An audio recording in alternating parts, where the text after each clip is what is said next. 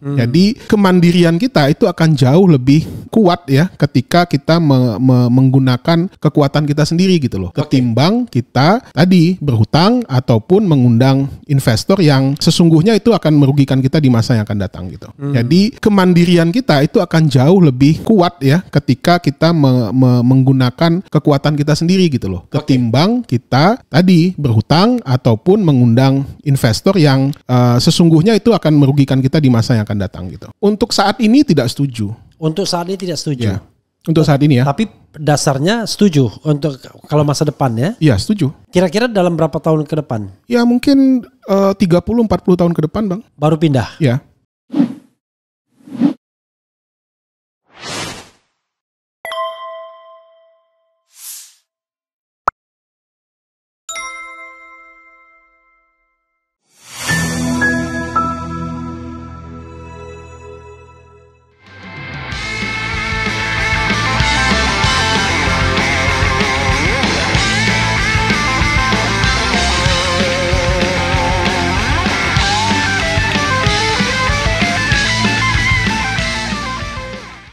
Assalamualaikum warahmatullahi wabarakatuh. Sobat RH sekalian, jumpa lagi kita di channel yang keren ini. Keren cerdas. Kalau di tempat lain sopan semua ya. Jadi sobat RH sekalian, saya menculik orang satu ini. Tadi kita sama-sama dari Metro TV. Beliau adalah wakil ketua DPP PKS bidang ekonomi, ya, keuangan dan industri. Ya. Kemudian Warek ya, Warek itu kalau bahasa Jawanya Warek. Wakil Rektor Universitas Paramadina ya. Jadi Paramadina, PKS udah pasti ketahuan pilih siapa. Yaitu Dr. Handi Riza. Ya. Assalamualaikum Waalaikumsalam warahmatullahi wabarakatuh. Saya panggil bro ya. Siap. Oke. Sesama mondok di kantor dilarang saling mendahului. Jadi ada perbincangan yang menarik tadi kami di Metro TV ya, walaupun tidak live, yaitu mengenai IKN ya, Ikatan Keluarga Nusantara. Bukan Ikatan Keluarga Minang ya. Bukan keluarga Minang ya. Nah, kita berusaha bagaimana mengkonstruksikan masalah IKN ini dan berusaha what's next sesungguhnya. Dari sisi yang sejernih-jernihnya ya. Karena beliau ini tidak hanya ketua DPP tetapi juga ekonom. Dan dia buka-buka catatan. Kalau ekonom kan biasanya begitu tuh. Angka-angka itu penting tuh. Kalau sudah ada angka, selesailah barang itu. Bisa analisis. Kalau orang hukum kan, kalau udah ketemu pasalnya bisa analisis ya. Silakan Dokter. Tapi sorry, perkenalan sedikit. Anda S1-nya dari? Andalas. Andalas, sama kita. Saya S3-nya Andalas. S3-nya ya. Andalas. Universitas Andalan saya bilang. Iya. Jadi Universitas Andalan dia bilang kan.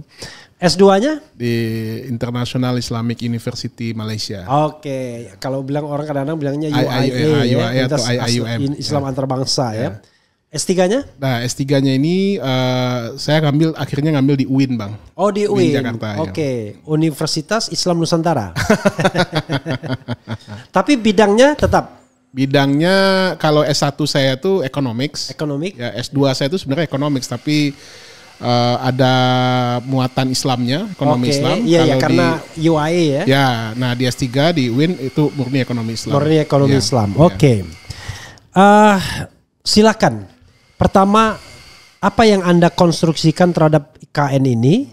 Nah, nanti solusinya kita diskusi lebih lanjut. Silakan.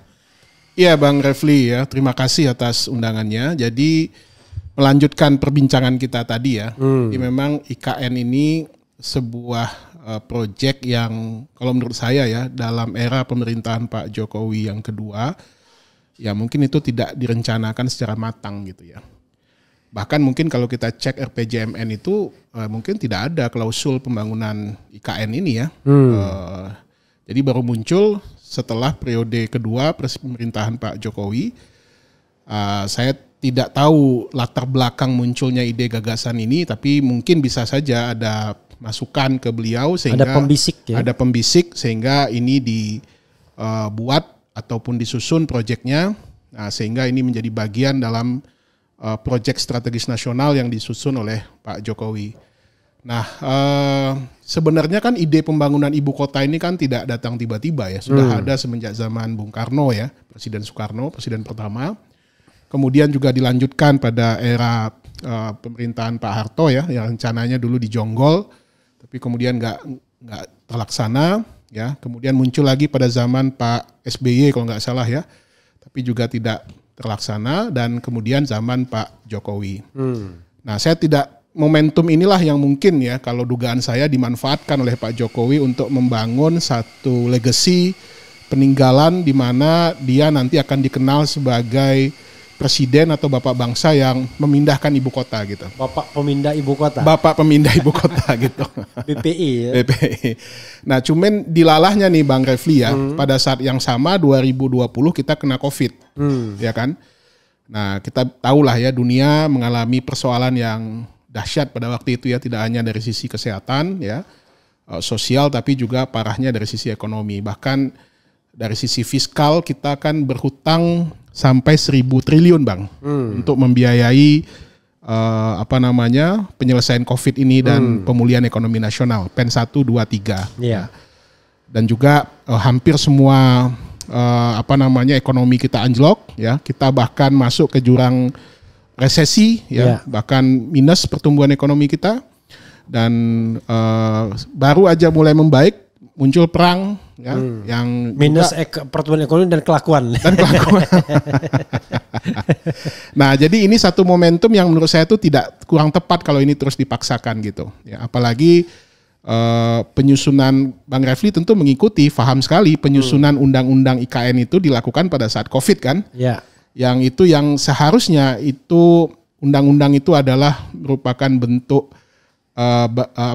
menampung aspirasi publik ya, visi kita ke depan seperti apa dan lain sebagainya. Ini hanya disusun, dirancang kurang lebih mungkin 3 bulan atau 6 bulan nggak sampai kali Bang. Ya, yang seharusnya ini bisa menjadi satu satu gagasan besar lah gitu ya.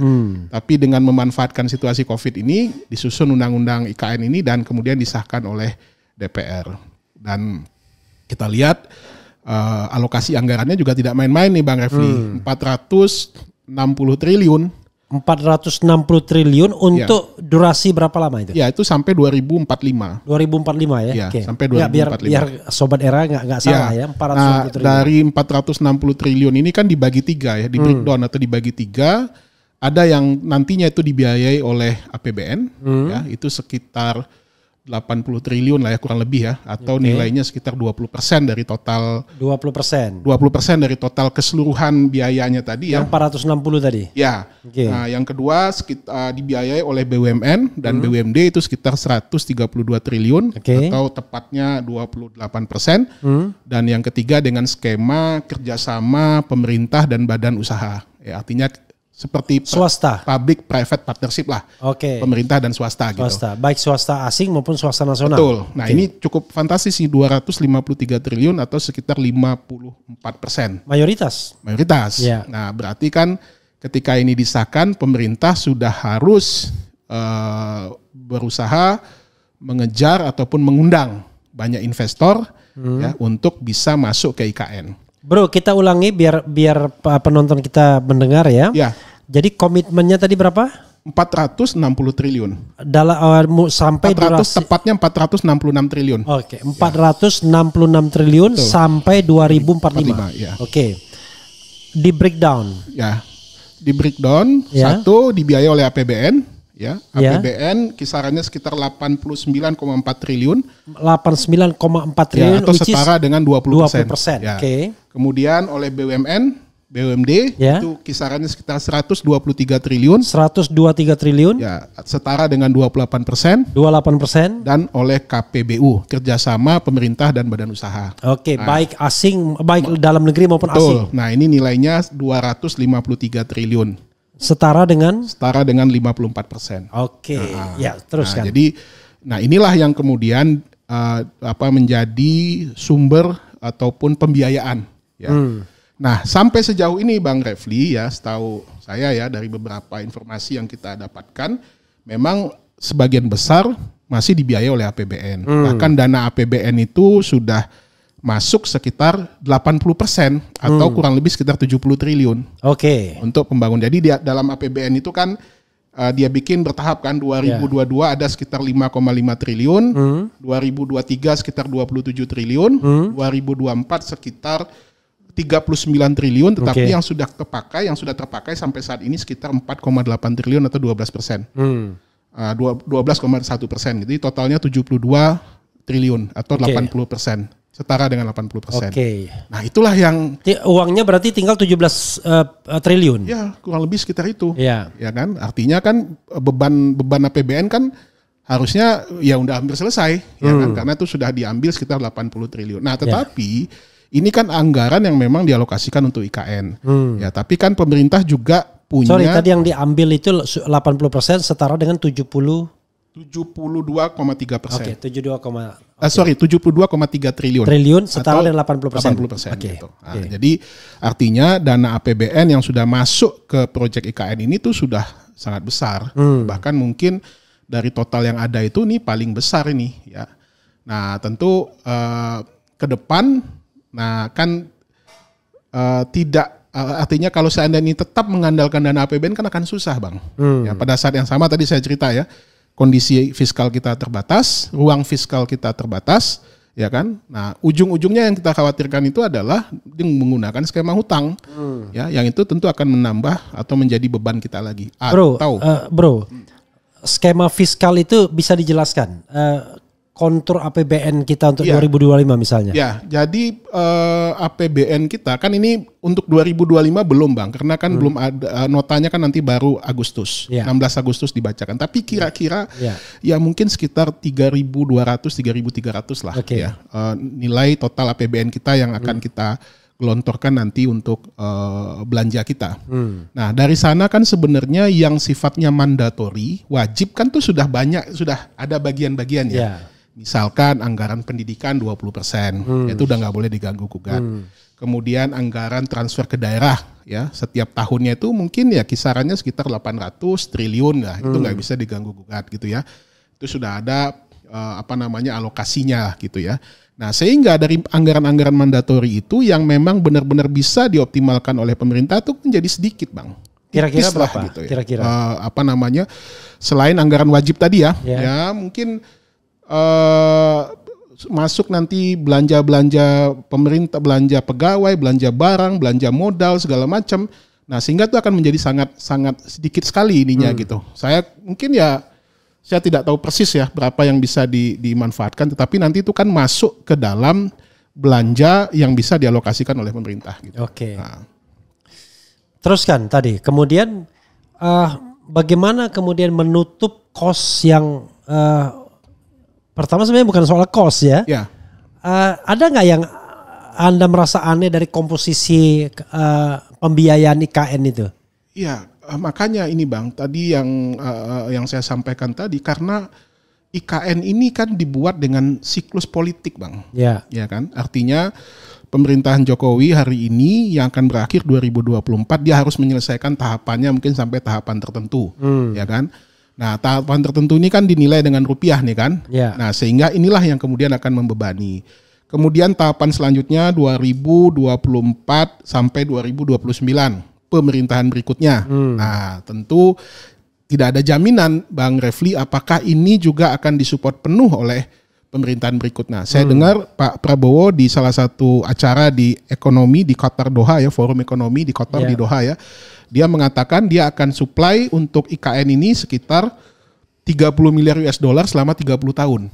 Selama 30 tahun? Ya, artinya 1 miliar US dollar per tahun. Per tahun. Nah, kalau 1 miliar kita pakai kurs 16.000, kan belum berubah kan, Bang? Iya. Sedikit lagi udah 17.000 ya. Iya, 16.500 udah pernah tercapai. Nah, jadi sekitar 16 triliun per tahun gitu.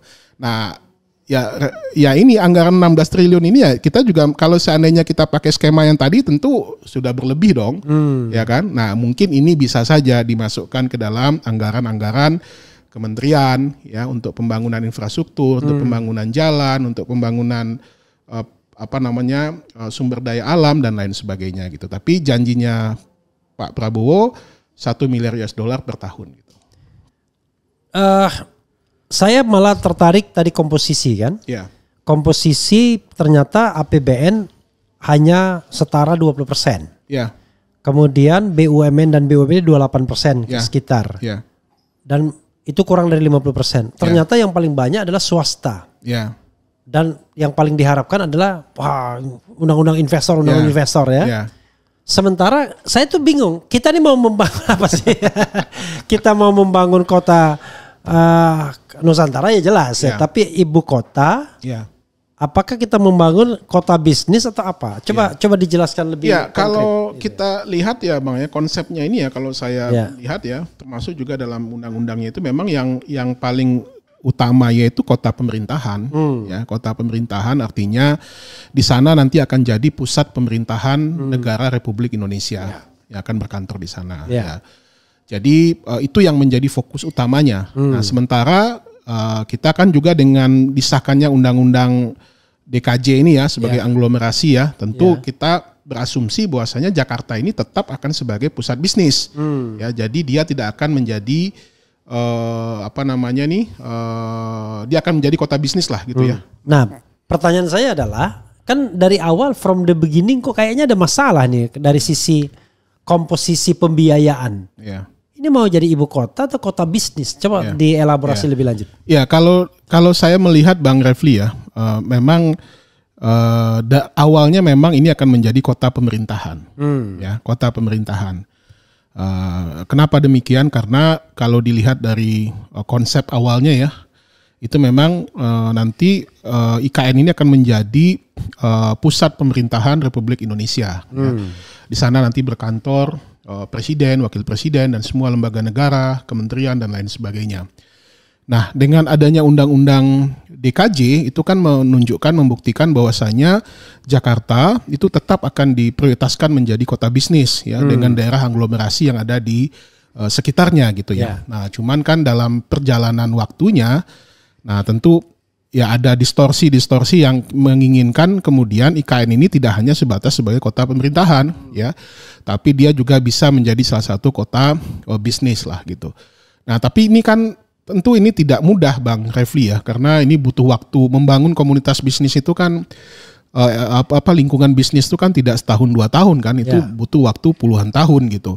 Nah, jadi kalau saya sih melihat seharusnya kembalikan saja ke dalam fokus awal sebagai kota pemerintahan ya, pusat pemerintahan, karena toh juga Jakarta masih menjadi sentra bisnis yang dikenal oleh banyak orang, artinya menjadi pusat bisnis yang seharusnya ini masih bisa diteruskan gitu ya. Jadi kita tidak memulai dari nol lah gitu ya. Kita bisa bayangkan kesiapan infrastruktur saja misalkan.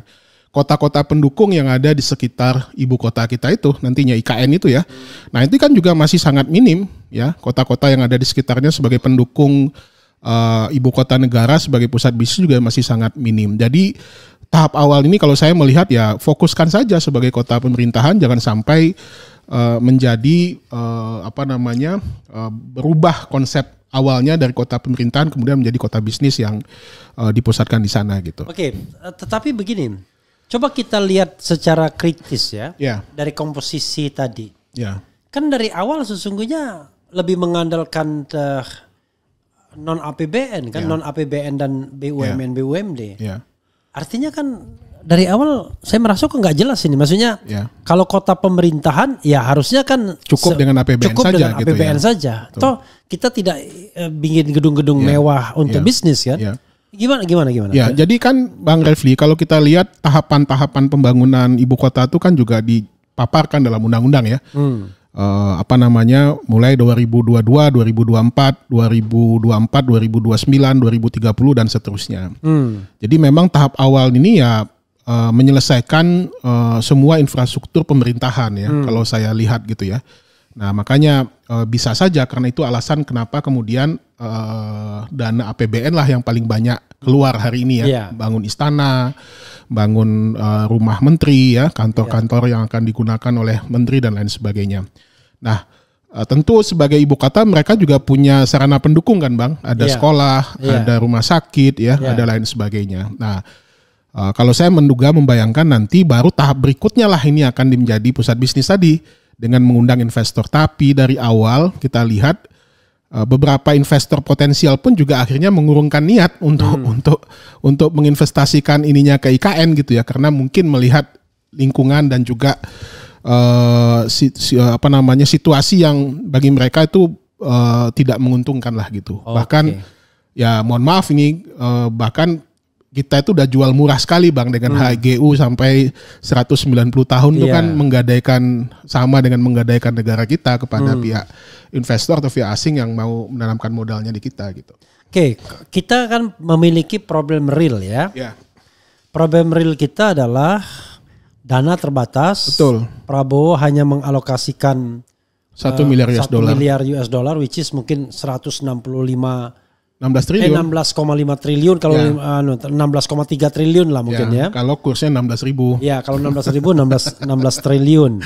Dan itu ya sudah tidak sesuai lagi skemanya dengan awal. Betul. Karena awalnya lebih banyak pihak lain. Ya. Tetapi yang jadi masalah adalah apa iya ya membangun ibu kota kemudian mayoritas dana yang dialokasikan itu adalah dana non APBN. Iya. Ya, nah makanya Bang Refli ada beberapa catatan kritis lah gitu ya terhadap konsep pembangunan IKN kita ini ya. Pertama karena dia diburu waktu tadi ya, mungkin Pak Jokowi ingin menyelesaikan tugasnya sebagai presiden dengan sudah terbangun fasilitas A, B, C, D gitu ya. Nah, sehingga dia menggeber betul supaya ini bisa selesai gitu. Nah, seharusnya kalau menurut saya biarlah ini menjadi kebanggaan Republik gitu loh, kebanggaan seluruh bangsa gitu loh. Ya, di mana letak marwah kita ketika ibu kota kita saja kita harus berhutang kiri kanan atau menggadaikan tanah kita gitu ya dengan puluhan tahun yang mungkin kita tidak tahu kapan akan bisa selesai gitu ya. Nah harusnya dibiarkan saja, ini tidak dipatok dalam durasi waktu tertentu gitu. Nah sehingga ini tidak menjadi beban pemerintahan. Nah, yang kedua, kalau menurut saya, ya jangan terlalu tergantung kepada dana asing gitu loh, Bang Refli. Ya, artinya kan di sini jangan terburu-buru kita ingin memindahkan atau menjadikan ini sebagai pusat bisnis. Padahal konsep awalnya kan kita tahu tadi sebagai kota pemerintahan. Ya, kalau kota pemerintahan, ya berarti kan dia cukup dengan infrastruktur yang mungkin bisa dibiayai oleh APBN kita. Atau mungkin nanti mengkonversi bangunan-bangunan gedung-gedung kementerian yang hari ini ada di Jakarta, disewakankah atau apakah itu dijual dan itu dikonversi menjadi bangunan atau gedung yang dibangun di IKN gitu. Jadi kemandirian kita itu akan jauh lebih kuat ya ketika kita menggunakan kekuatan kita sendiri gitu loh. Ketimbang kita tadi berhutang ataupun mengundang investor yang sesungguhnya itu akan merugikan kita di masa yang akan datang gitu. Saya ingin bertanya hal-hal yang singkat yang terkait dengan standing atau positioning ya. Iya. Anda setuju ibu kota pindah? Itu dulu umum dulu. Penjelasannya nanti. Iya. Untuk saat ini tidak setuju. Untuk saat ini tidak setuju. Ya. Untuk saat ini ya. Tapi dasarnya setuju untuk kalau masa depan ya? Iya setuju. Kira-kira dalam berapa tahun ke depan? Ya mungkin 30-40 tahun ke depan Bang. Baru pindah? Ya. Saya udah usia berapa itu 80 tahun itu ya. Sudah 90 tahun entah masih hidup apa enggak masih ya. Hidup lah. Insya Allah. Nah itu satu. Yang kedua, kalau Anda misalnya mengatakan bahwa saya setuju 30-40 tahun ke depan pindah ibu kota, apakah harus di Nusantara? Nusantara ini tempat yang sekarang? Iya, dong. Okay. Ya kan? Ya. Ataukah bisa di tempat lain? Ya. Ya bisa di tempat lain. Bisa di tempat lain. Artinya kan kita selama ini kan terjebak dengan simbolitas gitu loh Bang. Artinya harus di tengah misalkan. Makanya dipilihlah Kalimantan gitu ya. Atau dari Kalimantan itu dipilih titik tengahnya lagi. Tahu-taunya ada pemilik tanah di situ. Tanah di situ gitu. Jadi ya menurut saya sesuai dengan artinya kalau lokasinya itu memang saya sih lebih condong jangan terlalu jauh gitu dari Jakarta. Ya kayak dulu Jonggol gitu. Betul. Gitu. Oke. Betul. Persoalan ketimpangan dan pemerataan itu kan bukan karena faktor ibu kotanya kan. Cara kita membangun saja gitu. Oke, berarti Anda tidak mengharuskan IKN, ya kan, atau Nusantara. Betul. Sorry, saya Nusantara, kalau IKN itu ibu kota Nusantara. Tidak mengharuskan Nusantara. Ya. Pertanyaan saya adalah, kalau Nusantara tidak jadikan ibu kota, Ya. apa yang harus dilakukan oleh pemerintahan Prabowo? Ya, jadi istana saja di sana sebagai tempat, sebagai simbol bahwasanya itu ada istana negara di sana. Cukup itu aja dulu. Seperti Istana Tampak Siring, Istana Bogor, Istana Jogja, Cipanas, Gedung Gerahadi di Surabaya. Yeah. Cukup sebatas itu aja sebagai simbolitas bahwasanya ada istana negara di Kalimantan, cukup. Dan itu kita tidak perlu susah-susah atau tidak perlu menjadi beban yang sangat berat bagi kita ke depan untuk membangun ibu kota tadi gitu loh. Cukup sebatas istana saja. Dan gitu. Silakan bertumbuh secara gradual, betul, ya, secara betul. sosiologis. Nah, satu lagi alasannya Bang Refli ya, dengan anggaran tadi yang saya katakan 466 triliun ya, itu kita bisa membangun berapa kota, Bang? Oke. Ya, dengan Anies anggaran. Banget nih kayaknya. Oh, Anies banget tinggal. Jangan Anies dari saya nih gitu. Oh, jangan-jangan ya. Oke. Enggak, Bang, enggak. Itu kan realistis saja, realitas saja kan. Iya. Coba kita bandingkan satu APBD satu provinsi gitu. DKI aja lah misalkan. 80 triliun. 80 triliun kan. Ya, itu DKI itu bisa bangun berapa DKI kan? Ya. Bisa membelanjakan DKI berapa banyak gitu ya. Nah, apalagi kalau sana itu didistribusikan ke Kalimantan, ke Sulawesi ya, atau ke Sumatera ya, Papua, itu akan jauh lebih bermanfaat gitu loh. Problem alasan supaya ini menjadi pusat pertumbuhan baru kan bukan karena ibu kotanya, Bang Refli. Iya, iya. Tapi kemauan kita untuk melaksanakan desentralisasi fiskal ini secara penuh gitu loh. Ya, menggeser pusat-pusat ekonomi. Betul. Ya. Kalau perlu misalkan contoh ya, nanti Kementerian Kehutanan jangan di Jakarta. Kantornya Kalimantan saja. Karena di situ pusat hutannya gitu loh. Emang hutan apa ada di Jakarta kan? Ya. Kementerian Kelautan gitu. Jangan di Kalimantan, jangan di Jakarta. Buatlah di Sulawesi. Oke. Karena tuh lautnya yang luar biasa. Di tengah laut bila perlu. Bila perlu. Kementerian ESDM. Kenapa harus di Jakarta? Kenapa nggak ditempatkan di Sumatera sana misalkan? Kalau kita ingin menjadikan sebagai pusat-pusat pertumbuhan baru gitu ya. Nah, sehingga terdistribusi ininya. Nah, masing-masing wilayah itu punya stimulus lah gitu ya. Punya efek yang nantinya mereka bisa untuk tumbuh dan berkembang gitu. Satu soal misalnya, kan tidak sekedar itu kalau pertumbuhan ekonomi suatu kota, yaitu di mana uang itu disimpan. Betul. Kita gali uang di Freeport, gali uang di daerah Morowali, kemudian uangnya mending kalau Jakarta semua, Singapura pindah ya kan. Lalu kalau yang mampir ke Indonesia Jakarta, jadi tempat yang sumber duitnya itu nggak merasakan apa-apa. Nah itu yang harus diberesin kan Bang, dibikin regulasinya ya. Bagaimana dengan regulasi tentang devisa hasil ekspor yang hari ini juga masih setengah-setengah, ya masih ada kesempatan bagi pengusaha untuk nyimpan uangnya di luar gitu. Keras dong, dibikin aturan yang jauh lebih ketat atau lebih kuat bahwasanya ya harus disimpan di dalam negeri. Itu kalau nggak salah saya pernah, siapa yang ngomong ya atau ke orang BI, realisasi ekspor sekian triliun, ya kan? Yang masuk berapa ini? Ya. Gitu. Tapi duitnya nggak jelas. Nah, itu. Ini hal yang penting. Ya. Debt trap. Betul. Anda melihat potensi kalau yang Jakarta Bandung kereta tidak cepat ini saja bisa membuat kita sempoyongan terjebak pada debt trap, apalagi IKN kalau seandainya polisinya sama. Silakan dieksplorasi. Ya. Kita belajar dari kasus kereta cepat itu ya Bang Refli ya, yang dari awal pemerintah juga sudah gembar-gembor ini adalah skemanya B2B, business to business ya. Tapi kan dalam realisasinya tidak demikian, ya kan? Akhirnya juga melibatkan uang APBN. Bahkan dalam keputusan Menteri Keuangan itu PMK itu kan akhirnya APBN itu menjadi jaminan, ya kan, untuk pembiayaan daripada pembangunan kereta cepat. Tadi sudah dikatakan membengkak dari 80 triliun sampai 130 triliun dan lain seterusnya gitu. Nah, ini arti kan kita juga bisa belajar banyak ya, betapa sesungguhnya ketika perencanaan itu tidak matang ya, baik dari sisi finansialnya, keuangannya maupun dari sisi pembangunannya, ya dampaknya bisa akan seperti ini gitu loh. Ya akan membengkak anggarannya. Nah, menyambut tadi pertanyaan, apakah ini juga bisa terjadi dengan IKN? Bisa saja. Ini kan anggaran yang didesain oleh pemerintah kan ya, mungkin dengan proyeksi-proyeksi yang mungkin tidak terperkirakan ke depannya seperti apa gitu. Kurs saja misalkan, ya.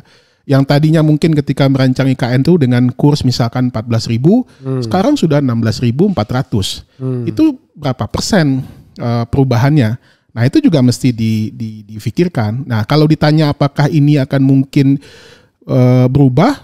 bertambah, bisa saja, ya bisa saja ini akan membengkak anggarannya ya. Apalagi tadi yang diharapkan ada dana BUMN, ada dana swasta yang masuk ternyata belum seperti yang diharapkan. Semuanya masih bertumpu kepada dana APBN. Nah jadi ya bisa saja nanti porsi APBN itu bisa jauh lebih besar ya, atau mungkin investor seperti tadi belajar dari kereta cepat misalkan dari negara tertentu mau membiayai tetapi dengan jaminan APBN misalkan, ya kan, supaya mereka aman, ya tidak terjadi default misalkan, ya gagal bayar misalkan, dia dapat jaminan dari APBN. Nah atau tadi Pak Jokowi sudah mengatakan HGU-nya sampai 190 tahun misalkan.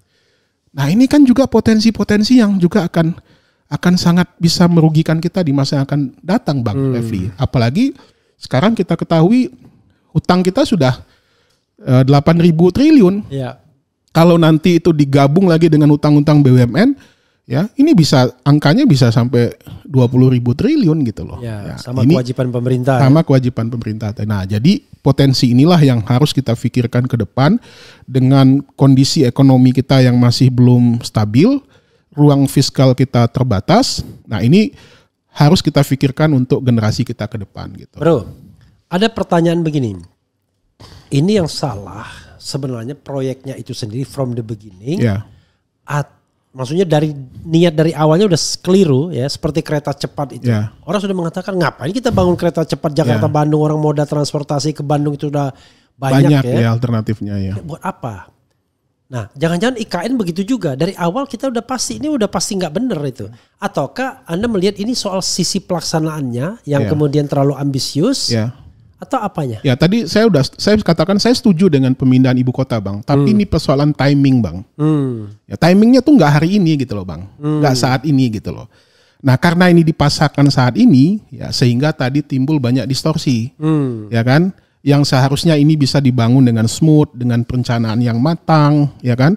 Dengan tahapan-tahapan yang jelas gitu ya. Karena ini dipaksakan karena ada siklus politik tertentu, habis masa jabatan presiden, ya kan? Nah, sehingga ini kemudian dipaksakan. Nah, dampaknya ya seperti sekarang ini, investor tidak teryakini, ya bahkan banyak yang sudah menyatakan cabut. Nah, tidak ada dana asing yang kita harapkan tadi masuk, minim. Nah, ujung-ujungnya apa? Ujung-ujungnya dana APBN lagi. Jadi ini yang harus kalau saya membahasakan pemerintahan baru nantinya Pak Prabowo harus melakukan proses rasionalisasi. Ya, sehingga termasuk rasionalisasi apakah jadi ibu kota atau enggak ya?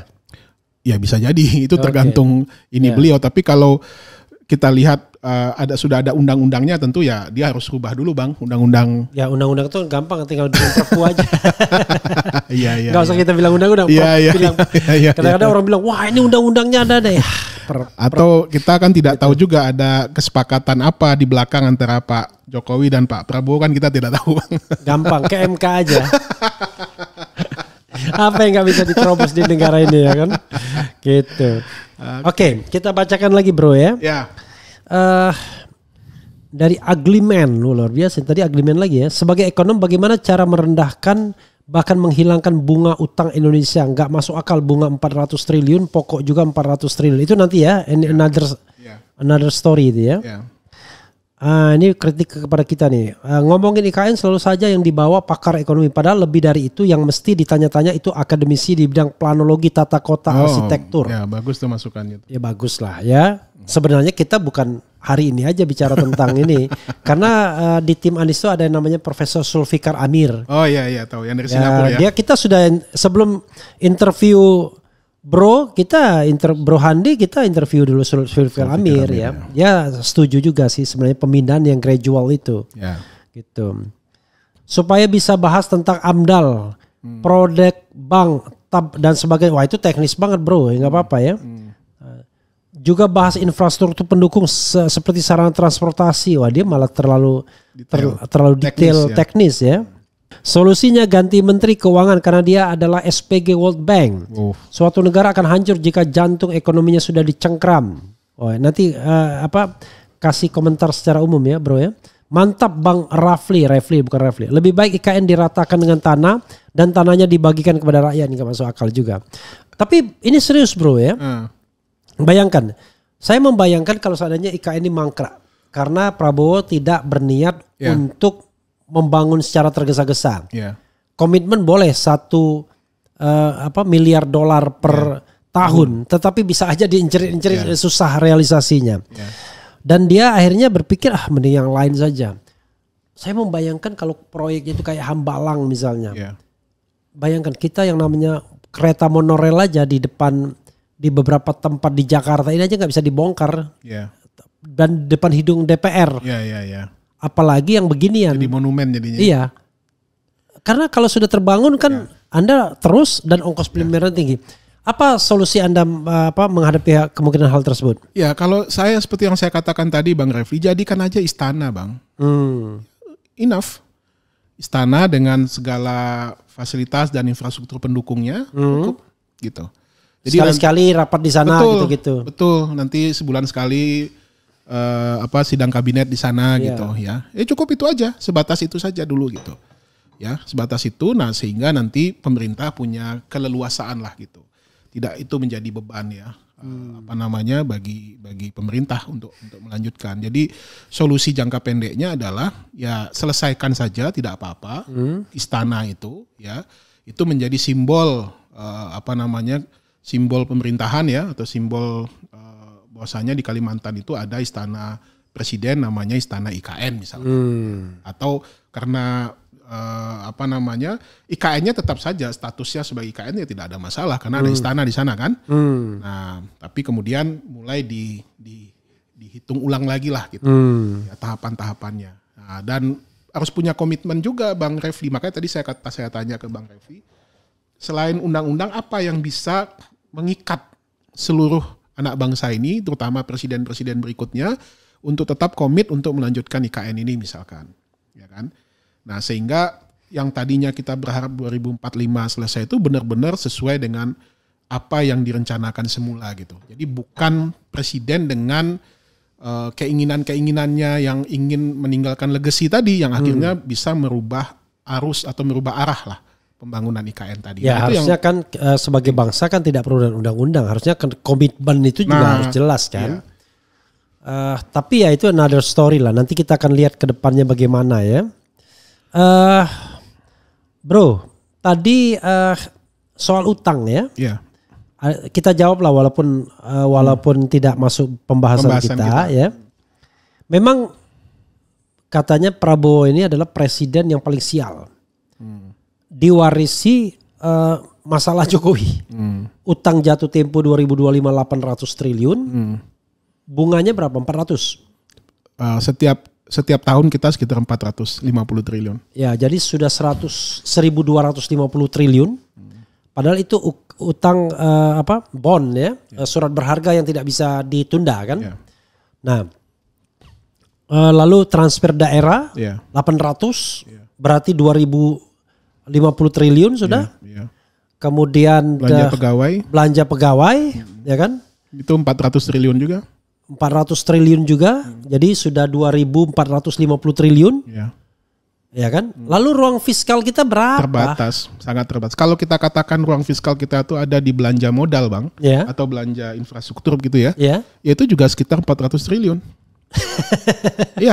Jadi kalau untuk dikorupsi banyak, tapi kalau untuk mensejahterakan rakyat kutu kupret, ya itulah ya. Jadi saya mengibaratkan nih Bang Refli ya. Tadi Bang Refli menyinggung Presiden Prabowo itu presiden yang mewarisi banyak. Kalau kita bandingkan ya Pak Jokowi dengan Pak Prabowo lah ya. Pak Jokowi ini ibarat orang dapat mobil ya. Mobil second lah ya. Dari pemerintahan sebelumnya Pak Jokowi itu dapat mobil yang masih grass Bang. Grass. Ya. Oke. Masih bagus, bannya masih bagus ya, remnya masih pakem lah gitu ya. Terus juga kondisi mobilnya juga bagus, masih bisa untuk ngapel masih bisa ngapel lah gitu kan. Nah, tapi kemudian di tangan Pak Jokowi menjadikan mobil ini jadi banyak bonyoknya, Pak. Bannya botak, remnya nggak pakem ya, banyak goresan-goresan dan segala macam. Nah, inilah yang sedang diwarisi ke Pak Prabowo gitu loh. Dan untuk memperbaikinya nggak ada duit. Nggak ada duit gitu. Nah, itulah kira-kira gambaran ringkasnya begitulah, Bang. Nah, ditambah lagi kalau kita mau dengan utang, kalau kita mau reparasi ya tadi kita nggak punya uang ya akhirnya kita pinjam uang orang lain untuk memperbaiki menservis mobil kita ini.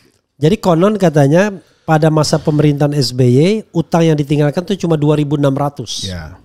Sekarang 8.000. Ya. Padahal utang BUMN sudah dikeluarkan ya, kan? Nggak masuk utang BUMN. Nggak masuk utang BUMN.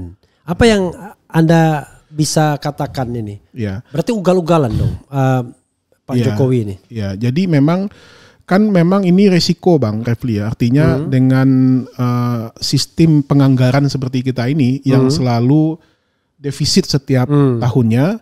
Nah, defisit itu kan ditutup dengan pembiayaan Bang. Nah, salah satu pembiayaan itu kan sumbernya adalah hutang. Ya, pembiayaan hutang. Nah, inilah yang harus dibuka atau dilakukan oleh pemerintah setiap tahun sekitar 400-500 triliun ya, bahkan sampai 600 triliun untuk menutup defisit ini gitu ya. Nah, jadi memang ini ya pilihan konsep anggaran yang kita kita gunakan gitu. Nah, cuman Bang ada catatan Bang Refli. Ya. Kalau seandainya hutang yang kita yang kita terima itu produktif Bang, ya kan? Kan seharusnya dia bisa menstimulus pertumbuhan, ya kan? Nah, dengan menstimulus pertumbuhan itu kan akan bisa menjadikan ya kita punya sumber-sumber pertumbuhan ekonomi baru, sumber-sumber penerimaan baru.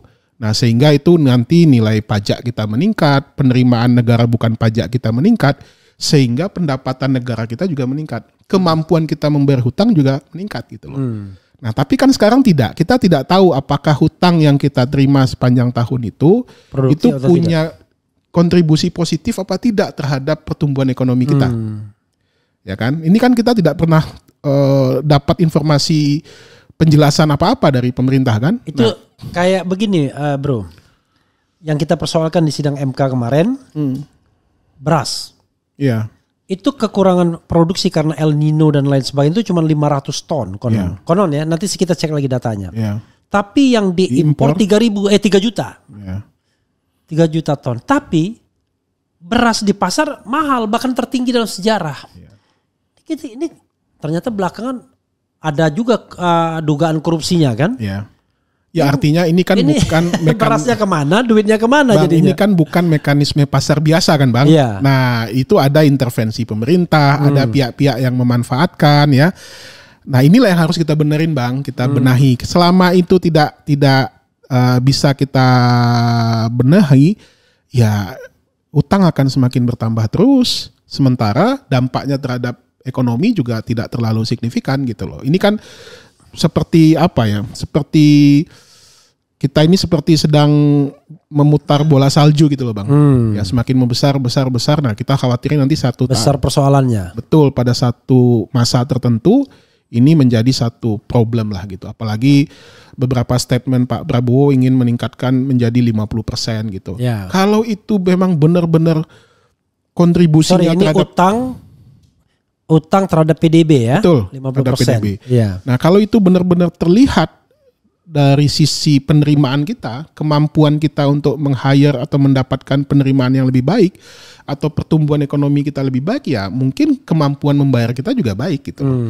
Kan nggak ada masalah kan ketika kita berutang tapi kemampuan bayar kita baik gitu. Kan nggak ada problem gitu Bang Refli. Karena negara-negara besar juga utangnya lebih gede daripada kita, tapi ability to pay-nya lebih tinggi. Nah, jadi itu nggak ada masalah bagi mereka. Jepang kan selalu dibanding-bandingkan tuh ya sama Bu Menteri, wah sudah hampir 100% ya. Ya, tapi kemampuan mereka membayar, industri mereka, ya kan, kemampuan mereka, produktivitas mereka, itu dong harus dilihat juga. Jangan cuma sebatas, jadi tidak apple to apple membandingkannya. Jangan gitu. bicara persentase. Betul.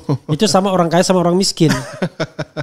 Jadi kalau misalnya orang miskin pendapatannya katakanlah 1 juta, utangnya 700.000 itu udah 70%. Betul. Tapi orang kaya pendapatannya 100 juta, utangnya 20 juta kan masih kecil kan? masih kecil. Padahal kalau angka realnya kan beda banget gitu. Betul. Gitu. Oke, ini terakhir ya. Ya, siap. Menurut Anda apa the main problem di, pembangunan ekonomi kita ini? Karena begini, sekedar gambaran, saya kok melihat dari angka-angka yang ada, nggak ada yang sukses.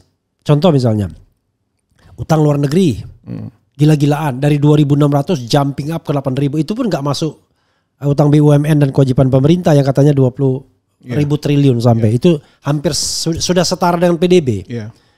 Pertumbuhan ekonomi 5%, kalah dengan SBY yang 6%, padahal target 7%. Kemiskinan, meroket. Kemiskinan, ya kan? Pengangguran. Lalu menurut Anda secara objektif apa pemerintahan Presiden Jokowi jadinya? Iya. Jadi ada satu, ini saya juga merujuk ke sini Bang, dan menurut saya itu bisa jadi satu bahan bagi kita. Ada satu, sebenarnya Bappenas itu pernah membuat satu kajian ketika akan menyusun RPJMN 2019-2024. Namanya Growth Diagnostic. Ya, ini melibatkan konsultan asing lah gitu ya. Ada diantaranya itu ada Dani Rodix, dan itu menjadi orang yang sangat dipercaya lah, kredibel lah gitulah untuk case-case seperti ini gitu. Jadi dalam kajian itu direkomendasikan problem mendasar kita kenapa kita terjebak dengan pertumbuhan 5% ini Bang, diantaranya itu adalah persoalan-persoalan struktural ya yang masih kita hadapi ya. Regulasi kita ya tumpang tindih ya kan. Kemudian efektivitas dari belanja dan juga penerimaan kita, ya kan. Nah 3 hal ini yang satu lagi itu sumber daya manusia, sumber daya manusia. Nah ini yang kemudian menjadi apa sih istilahnya the binding problem lah, atau problem yang mengikat yang kita rasakan sampai hari ini gitu ya, yang tidak bisa kita selesaikan. Jadi artinya apa? Sebenarnya kita sudah tahu problem kita, regulasi kita tumpang tindih, persoalan kelembagaan kita tidak mendukung.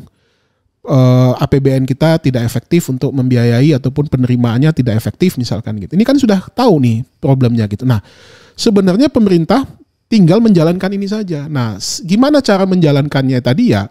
Kalau menurut saya Bang Refli ya, jadi ini tidak hanya sebatas persoalan ekonomi saja, ya kan? Tapi bagaimana membangun satu keyakinan publik bahwasanya memang pemerintahan ini benar-benar menjalankan amanah rakyat. Di antaranya itu adalah law enforcement, penegakan hukum. Ya kan? Menempatkan orang yang tepat, ya. Tidak hanya sebatas mengakomodasi kepentingan politik kabinet, ya kan?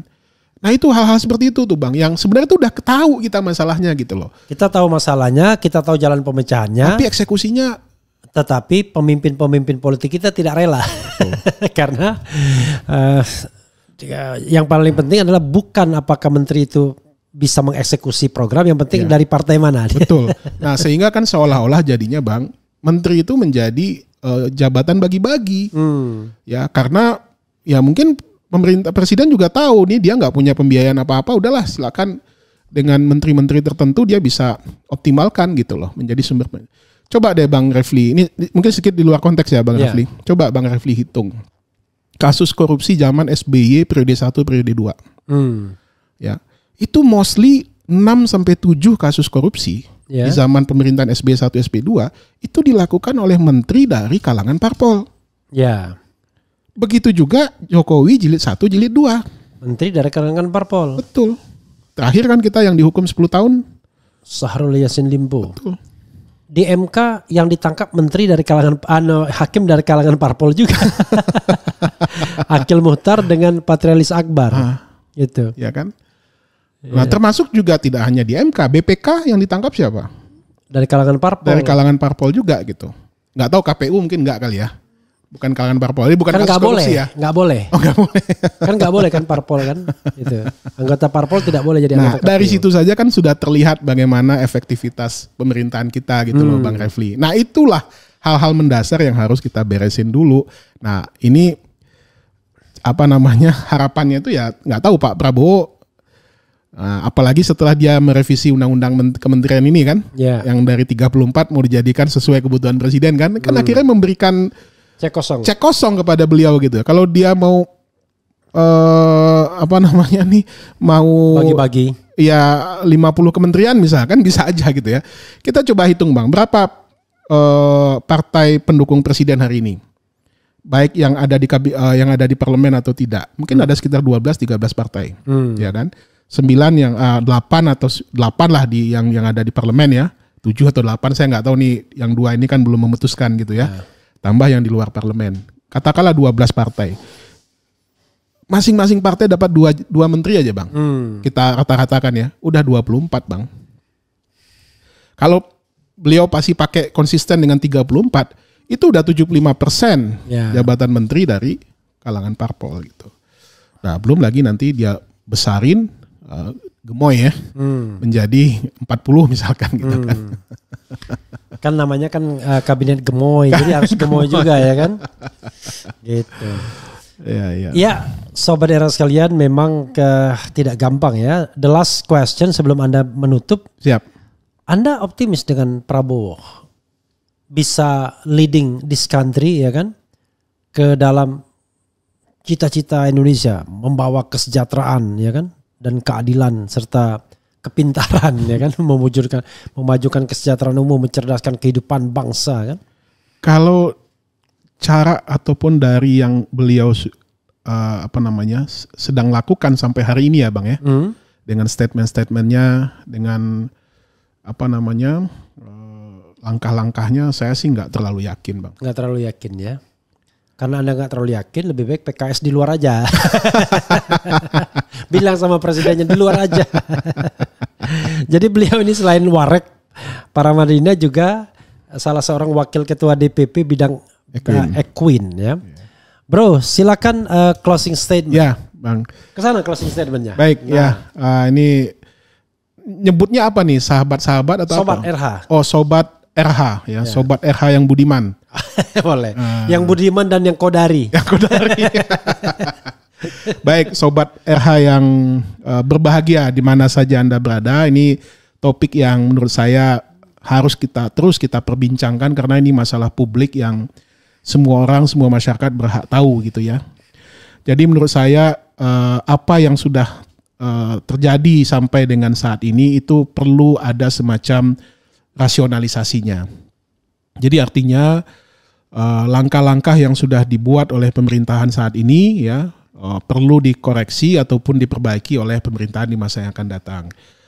Kita tidak apatis dengan ibu kota baru atau kita tidak bukannya tidak setuju dengan pemindahan ibu kota, tapi ini persoalan timing dan juga kesiapan kita hari ini ya. Nah, jadikanlah ibu kota ini nantinya menjadi ibu kota seluruh rakyat Indonesia ya, bukan ibu kota yang hanya diperuntukkan bagi kalangan orang-orang yang punya uang ya, baik dari kalangan dalam maupun dari luar negeri ya. Nah, ini harus menjadi kebanggaan kita bersama. Yang kedua, kita harus juga menunjukkan kemandirian kita ya. Pembangunan ibu kota jangan sampai membuat kemandirian kita menjadi tergadaikan gitu loh. Ya, kita harus tetap punya pride ya, bahwasanya ibu kota ini kita bangun dengan dana kita sendiri. Ya, walaupun nanti ada investasi asing, tapi ini hanya sebagai pelengkap ya. Artinya ketika semua infrastrukturnya sudah terbangun, tentu asing juga akan atau investasi juga akan masuk ke sana gitu. Jadi jangan terbuai dengan kita akan menjadi kota dunia ya, akan menjadi kiblat dunia, jangan terbuai ya. Ini menjadi ruh dan jiwa bangsa Indonesia. Nah, oleh sebab itu perlu segera lah ya pemerintahan baru nanti itu mereview kembali ya mana langkah-langkah atau rencana yang sudah disusun itu yang perlu diperbaiki ke depan sehingga ibu kota yang kita harapkan ini bisa menjadi wajah Indonesia ke depan, itu benar-benar bisa menggambarkan bangsa Indonesia yang sesungguhnya gitu ya, kebanggaan kita bersama, dan tentu saja fungsinya sebagai kota pemerintahan benar-benar bisa berjalan dengan efektif ya, bukan menjadi beban generasi di masa yang akan datang. Saya pikir begitu Bang Refli. Iya, sahabat era sekalian, tentu kan kalau kita mau mengkonstruksi masalah, apalagi ekonomi, itu tidak seperti Bandung Bondowoso ya. Masalahnya hari ini, penyelesaiannya malam ini juga enggak. Itu butuh jangka panjang ya, pemikiran yang jernih, dan kita tidak bisa mengandalkan hero ya kan, satu orang saja. Tapi satu orang yang berkomitmen, which is misalnya kepala negara, untuk memberantas korupsi, untuk memberikan keadilan, untuk membangun demokrasi, itu more than enough. Karena bangsa ini sebenarnya bangsa yang besar kan. Betul. Untuk makmur itu semua syarat sudah tercapai sesungguhnya, sudah terpenuhi, tetapi tinggal bagaimana kita mengelolanya. Itu saja sobat dengar sekalian. Makasih bro. Siap. Ya. Bang. Oke. Wassalamualaikum warahmatullahi wabarakatuh.